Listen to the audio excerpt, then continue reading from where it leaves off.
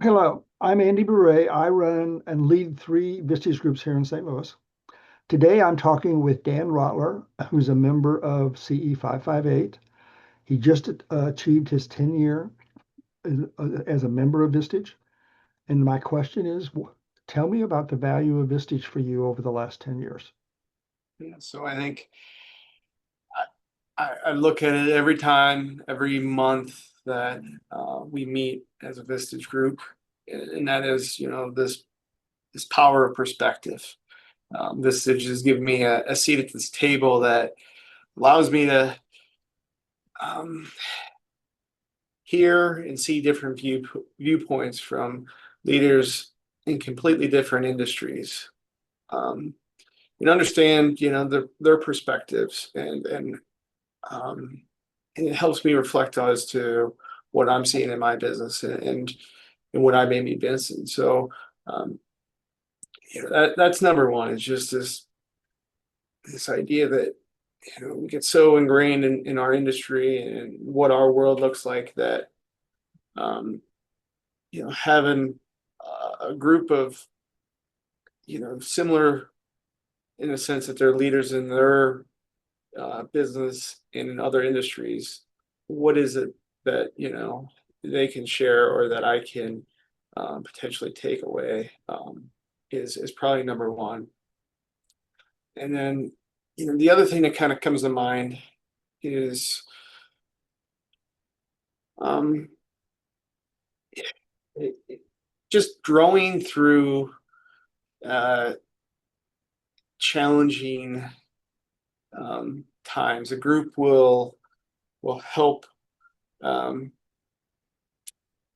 break down what it really is at its core, where a lot of people in my own organization are reluctant to tell me what I need to hear for various reasons.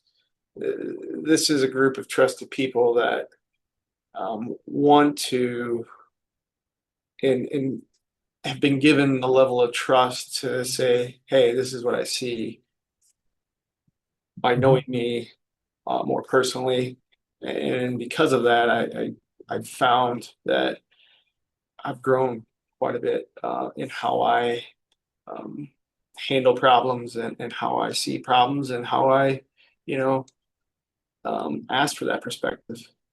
Is there I'm going to ask you a question. What's one specific accomplishment that you're proud of since joining Vistage? One particular, it'd probably be the transition from I'm a third generation um, uh, operator, if you will, in the pest control industry, where my grandfather took the business, where my father and uncle took the business, and where I am are completely different. And Vistage um, allowed me to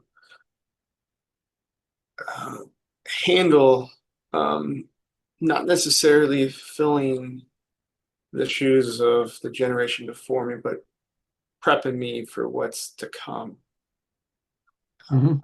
And that I may not need to be, or I shouldn't be as involved um, because my involvement is in the next layer, and that is getting a leadership team to take it up even one more step and to remove myself from some of the things that I've been taught to hold near and dear.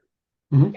In reality, it's more about um, building a really strong team that can take that, and that's been my probably number one takeaway is um, Okay. taking the business from generation 2 to 3 and making sure that I can do it sustainably um, and not getting away. And can you give us some metrics, some number of people, sales? What's the change? What was it when you took over, and what is it now? I have to look at the numbers. I've been in the role for around 3 years as president. Mhm. I need to actually reference this, but I would say So we've probably grown the business around additional $8 to $10 million. Yeah. And what was your revenue last year?